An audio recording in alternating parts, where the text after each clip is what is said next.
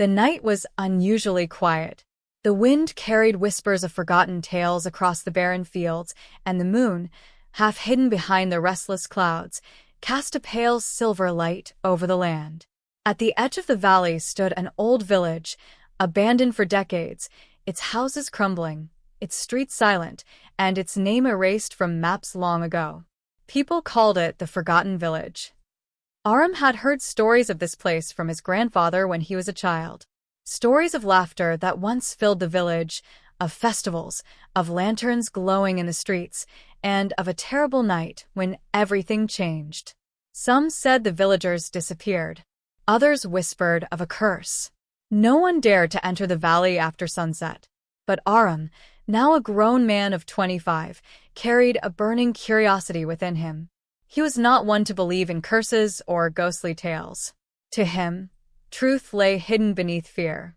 And tonight, he was determined to uncover it. With a lantern in his hand and a backpack filled with essentials, he walked toward the path that led into the valley. His heart raced, not out of fear, but out of anticipation. The path was rugged, lined with thorny bushes and scattered stones. Each step echoed in the silence, and each breath he took felt heavier as though the air itself carried memories of the past. The first sight of the village sent chills down his spine. The entrance was marked by a broken wooden arch, its paint long gone, its structure barely standing.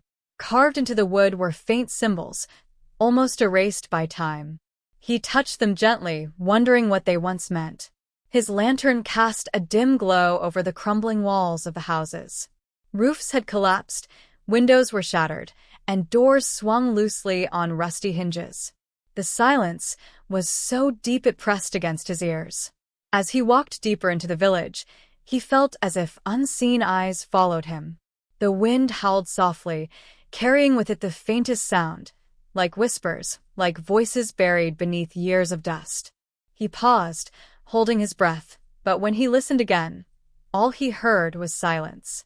Aram decided to start from the center of the village, where an old well stood.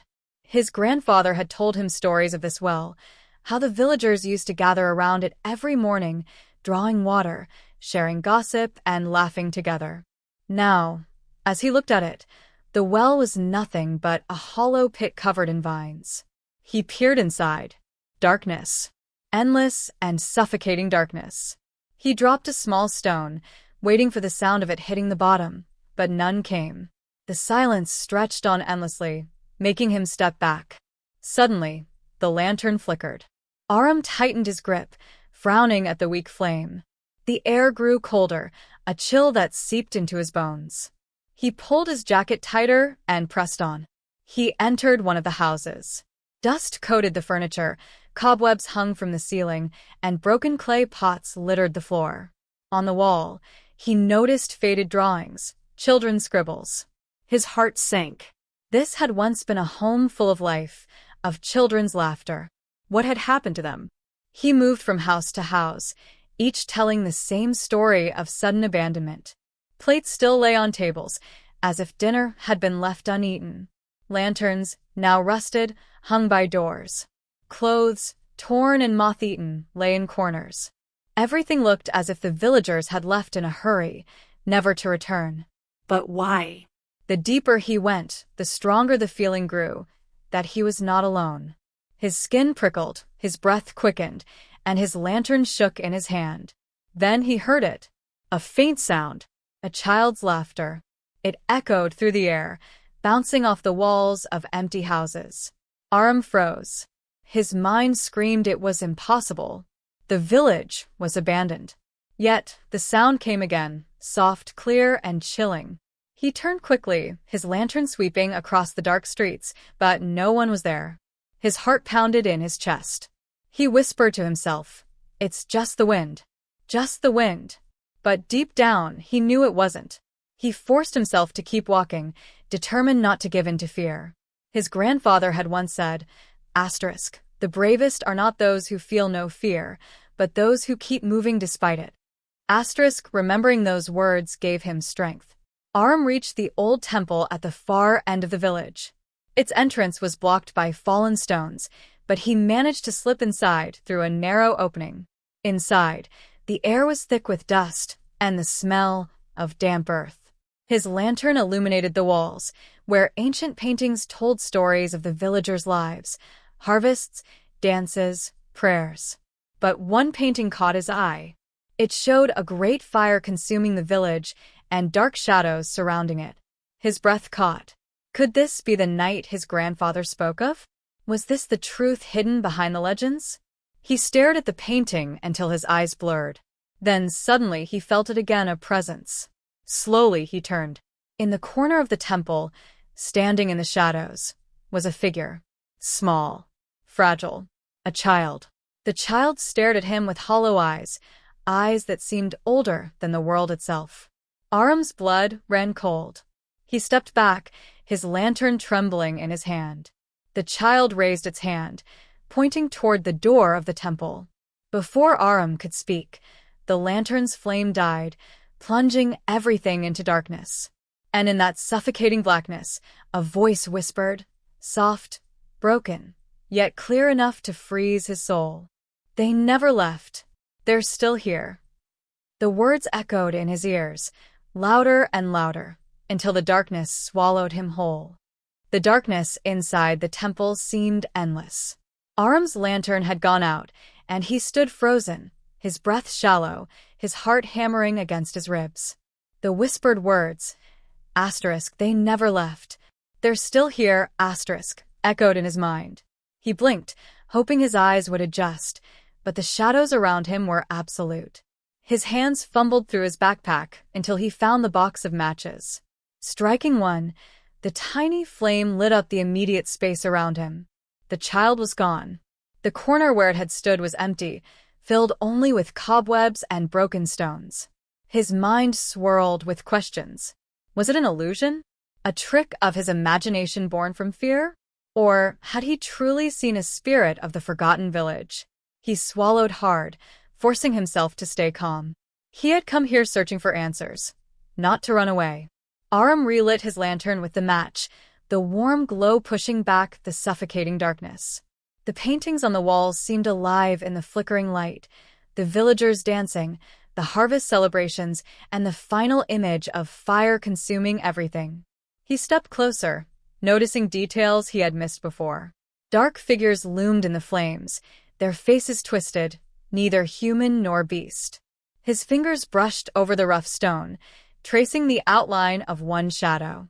The villagers had feared something beyond their control. Could these shadows be the reason they vanished? As he pondered, a cold wind rushed through the temple. The lantern flickered violently.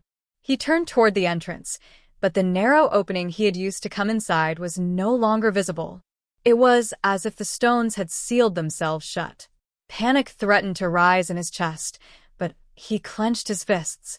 "No," he whispered, "I won't let fear control me." He moved toward the back of the temple. To his surprise, he found a stairway leading underground, hidden behind a fallen statue.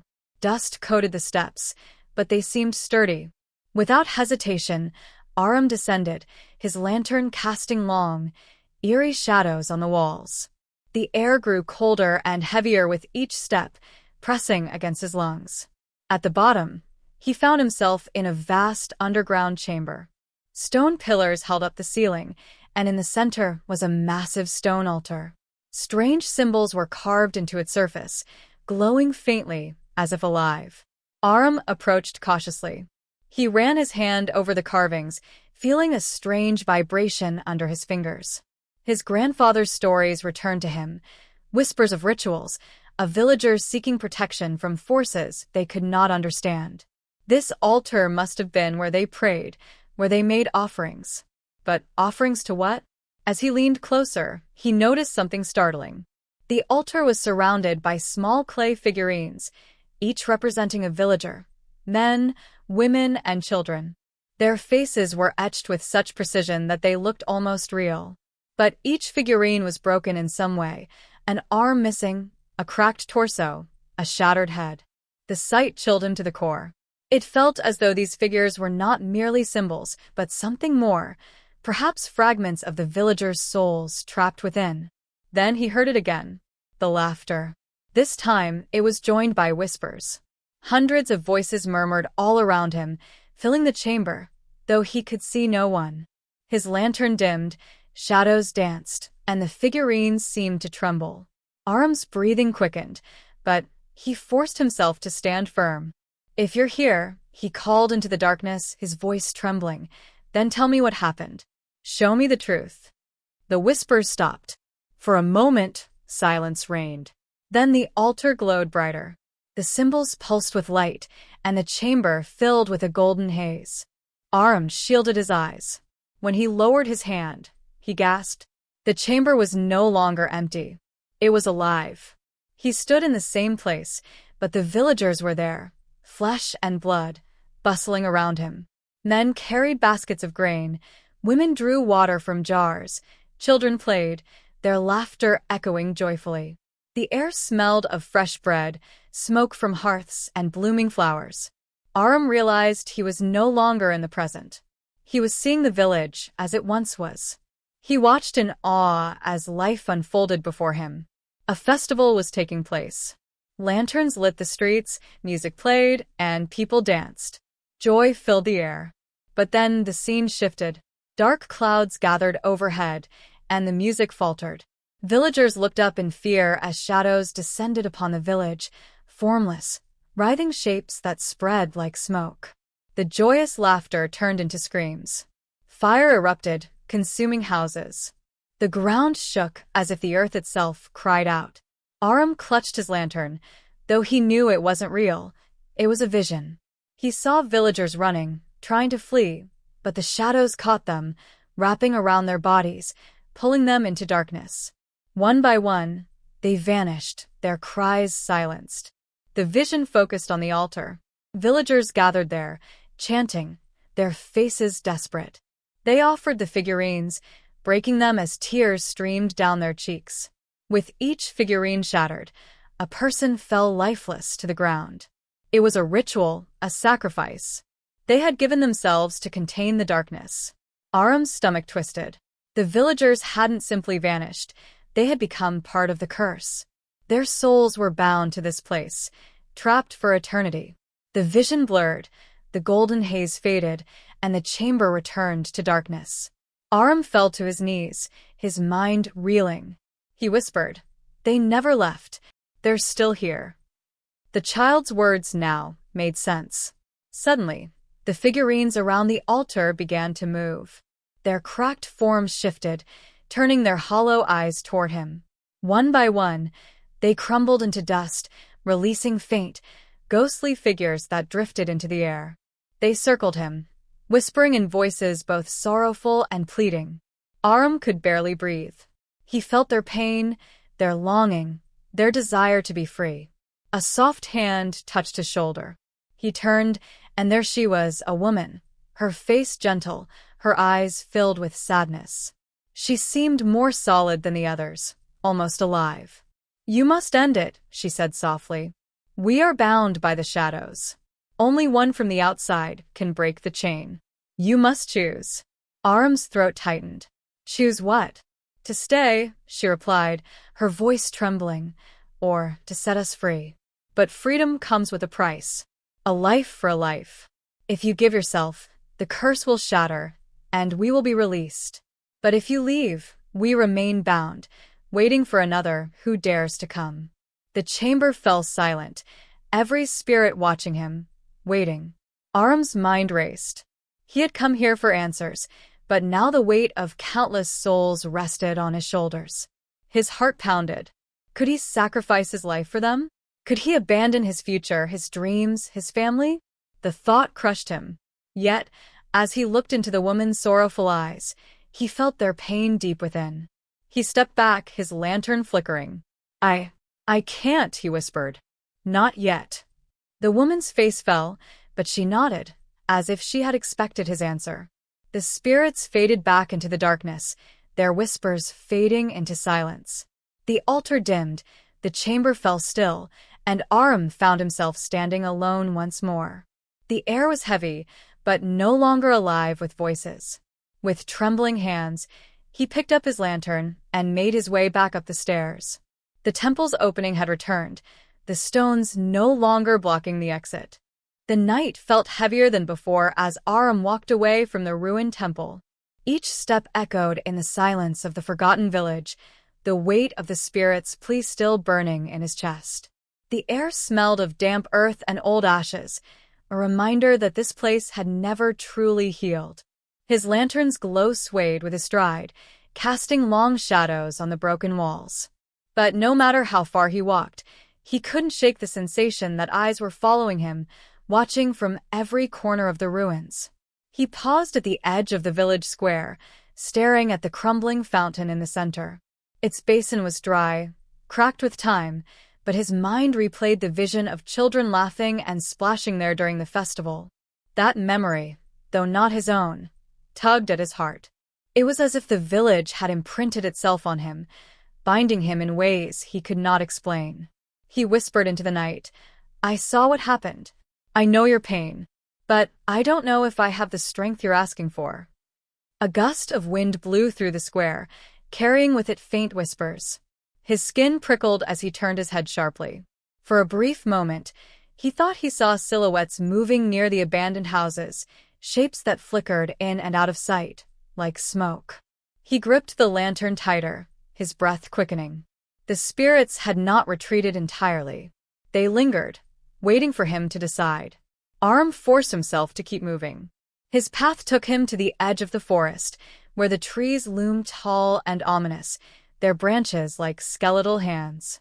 His grandfather had once told him the forest was a place of secrets, that it had always been a boundary between worlds. Stepping beneath the canopy, Aram felt an immediate shift. The air grew colder, the ground softer beneath his boots, muffled by layers of dead leaves. The deeper he went, the more oppressive the silence became. No birds, no insects, only the sound of his own footsteps. Yet there were whispers, faint and constant, like a chorus of unseen voices. He stopped suddenly, raising the lantern. There, between two gnarled trees, stood the child again. The same child from the temple, dark eyes, pale skin, silent as stone. Aram's chest tightened. "Why do you keep showing yourself to me?" he demanded, his voice trembling. The child tilted its head, then raised a hand, pointing deeper into the forest. Aram hesitated, every instinct warning him to turn back. But something in the child's gaze compelled him forward. Slowly, step by step, he followed. The forest thickened, branches clawing at his arms, shadows swallowing the path. At last he emerged into a clearing. In the center stood a massive tree, its trunk twisted and blackened, its roots coiling into the earth like serpents. The ground around it was scorched, as though fire had once consumed the soil. His breath caught. This was no ordinary tree. It radiated a presence, ancient and malevolent. The child vanished, but Aram felt no relief. He stepped closer, the lantern trembling in his grip. As he neared the tree, he saw symbols carved deep into its bark, glowing faintly with the same light he had seen on the altar. His pulse quickened. This was the source, he realized. This was where the darkness had come from. Suddenly, the ground beneath him shuddered. Roots burst from the soil, coiling around his legs, pulling him toward the tree. He cried out, dropping the lantern, which shattered on the ground. Darkness engulfed him, save for the eerie glow of the carvings. He struggled, pulling against the roots, but they tightened, dragging him closer. A low, guttural sound reverberated through the clearing, not from the tree but from the shadows it birthed. A voice rose within the darkness, deep, ancient, filled with malice. Asterisk, another has come, another soul to bind. Asterisk. Aram's body trembled, but he shouted into the void, "I know what you did. You took the villagers. You cursed them. Why?" The voice laughed, the sound shaking the earth. Asterisk, they called us. They opened the door with their fear, their greed, their prayers. We did not come uninvited. They sought power, and we answered. When their offerings ceased, we took what was owed. Asterisk. Aram's stomach turned. The villagers had not only been victims, they had been desperate, perhaps even complicit. But whatever pact they had made, it had cost them everything. The roots pulled tighter, lifting him from the ground. He clawed at them, his nails splitting, his skin tearing, but it was useless. Shadows rose like smoke around him, forming grotesque shapes with hollow eyes and jagged mouths. They swirled closer, whispering his name. Then, through the chaos, he heard another voice, a soft, familiar tone. The woman from the temple, her spirit lingering still. Asterisk, you can fight it. The chain can be broken, but you must give what they gave. Asterisk. Aram gasped, tears stinging his eyes. You're asking me to die, he whispered. The shadows hissed, pressing in closer. The woman's voice grew stronger. Asterisk, no, not die. Choose. Sacrifice is not only in death. It is in what you are willing to surrender. Your freedom, your fear, your very soul's comfort. The curse binds itself to selfishness. Break it with selflessness. Asterisk. The roots tightened around his chest, stealing his breath. The ancient voice roared. Asterisk, he is ours. Asterisk. Aram closed his eyes, fighting the panic, the despair. He thought of his grandfather, of the stories he had been told. He thought of the villagers, their laughter, their sorrow. He thought of the child who had guided him here, silent but pleading. And in that moment he understood. I won't run, he whispered. His voice grew louder, stronger. I won't leave you bound here. Take what you want from me, but let them go. Light burst from his chest, searing through the roots. The shadows recoiled, shrieking, their forms unraveling. The tree trembled, its carvings blazing with white fire. The woman's spirit appeared before him, her eyes shining with gratitude. The child reappeared at her side, smiling for the first time. The roots shattered, releasing him. Aram fell to the ground, gasping, as the spirits rose into the sky. Thousands of them, streaming upward like stars, their voices singing in freedom. The ancient tree split down the middle, collapsing in a burst of light. The darkness dissolved, leaving only silence and the soft glow of dawn breaking through the forest canopy. Aram lay there, exhausted, tears streaking his face. He had survived, but he knew he was no longer the same.